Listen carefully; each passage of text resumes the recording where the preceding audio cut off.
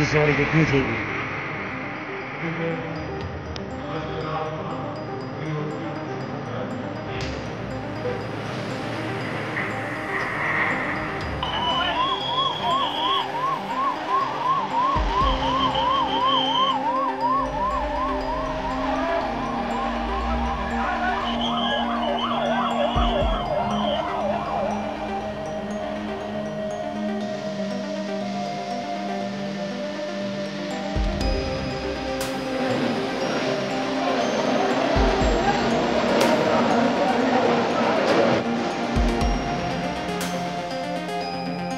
నమస్తే, చెప్పండి. మధ్యాహ్నం అహ్మదాబాద్లో ఎయిర్ క్రాష్ జరిగింది కదన్న, దీని మీద మీ స్పందన ఏంటన్నా? అదే చాలా బాధాకరమైన విషయం అండి ఇది. ఎందుకంటే దాంట్లో చాలామంది ప్రయాణికులు ఉన్నారు. అది కాక పోయి కాలేజ్ మీద పడ్డం, కాలేజీ వాళ్ళకి ఇబ్బంది కలిగడం, వాళ్ళ దాంట్లో 100 మంది 80 మంది 100 మంది వాళ్ళు గాయాలు పాలు కావడం, ఇదంతా ఎక్కడ జరిగింది అనేది ప్రభుత్వం కొద్దిగా గట్టి చర్యలు తీసుకొని అహ్మదాబాద్ నుంచి లండన్కి వెళ్తుందంట. అది ఏరోప్లేన్ అయితే దాంట్లో చాలామంది ఎక్కువ మంది ప్రయాణికులు చనిపోవడం జరిగిందంట. చాలా బాధాకరమైన విషయం ఇది.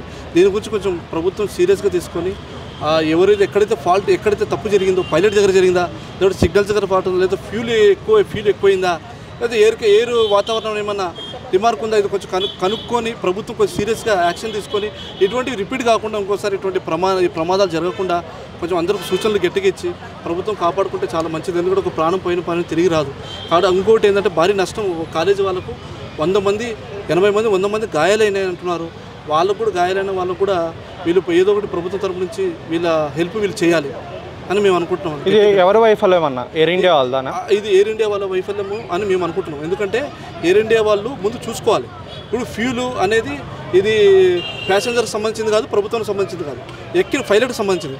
పైలట్ కానీ లేదంటే పైలట్ ముందు ఎక్కే ముందు అన్నీ చెక్ చేసుకోవాలి. ఏమని ఫ్యూల్ ఎలా ఉంది, తర్వాత దాని కండిషన్ ఎలా ఉంది, ఇది పైలట్కి సంబంధించింది. ఇంతకుముందు కూడా వైఎస్ రాజశేఖర రెడ్డి గారి ప్రమాదం జరిగినప్పుడు కూడా 18 కిలోమీటర్ల సిగ్నల్ లేక ఒక ఏరోప్లేన్ తలకిందులయ్యింది. 18 కిలోమీటర్ల వరకు సిగ్నల్ లేదు. ఆయన ఆల్రెడీ పైలట్తో చెప్తాడంట, సార్ ఏమైందని రాజశేఖర రెడ్డి గారు వెనకాల కూర్చొని అడుగుతుంటే కూడా సార్ నో సిగ్నల్ సార్ అన్నాడంట.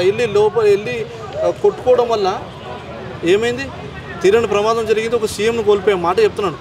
ఇది ఖచ్చితంగా పైలట్ ఎక్కే ముందు చూసుకోవాల్సిన బాధ్యత పైలట్ది. కాబట్టి ఇది ఎయిర్ ఇండియా వాళ్ళ నిర్లక్ష్యమే అనుకుంటున్నాను. ఇలాంటివి ఇంకా ఫ్యూచర్లో జరగకూడదంటే ఏమేమి ప్రికాషన్స్? ప్రభుత్వం గట్టిగా సూచన ఇవ్వాలి. ఏమని చెప్పాలి, ఎక్కేటప్పుడు కానీ దిగేటప్పుడు కానీ ప్యాసింజర్లకు ఇటువంటి ప్రమాదాలు జరగకుండా వాళ్ళకి ఏదైనా సూచనలు గట్టిగా ఇస్తే మంచిది. ఓకే అన్న, థ్యాంక్ యూ అన్న. Hi bro. Bye bro. Afternoon అహ్మదాబాద్లో ఎయిర్ క్రాష్ జరిగింది కదా బ్రో, దీని మీద మీ స్పందన ఏంటి బ్రో? చాలా బాధాకరమైన విషయం బ్రో. ఎందుకంటే ఎయిర్ ఇండియా వాళ్ళు ఎంతవరకు కూడా వాళ్ళు జాగ్రత్తలు తీసుకోవాలి. సో అది ఎందుకు ఎలా క్రాష్ అయిందన్నది మనం చాలా వరకు బాధ.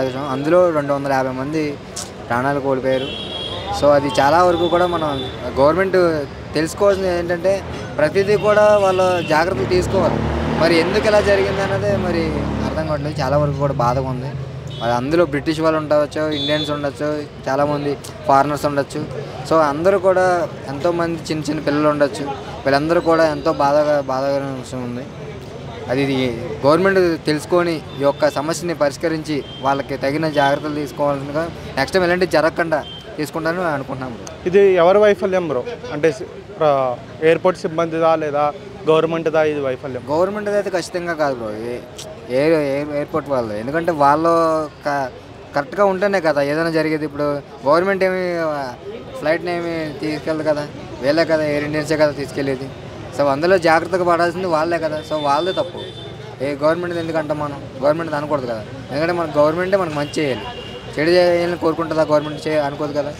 సో ఎయిర్ ఇండియన్స్ వాళ్ళు తెలుసుకొని నెక్స్ట్ టైం ఇలాంటివి జరగకుండా, ఫర్దర్గా ఇలాంటివి జరగకుండా ముందుగానే తెలుసుకొని జాగ్రత్తలు తీసుకుంటే మంచిదని కోరుకున్నాను. ఇప్పుడు 250 మంది అయ్యారు, నెక్స్ట్ టైం ఇంకా ఎక్కువ అవ్వచ్చు. సో అలాంటి జరగకుండా ముందుగానే జాగ్రత్తలు తీసుకొని ప్రజలకి ఏవైతే అందించాలనుకున్నారో అన్ని విధాలుగా సురక్షితంగా చూసుకోవాలని కోరుకుంటున్నాను. Okay bro, thank you.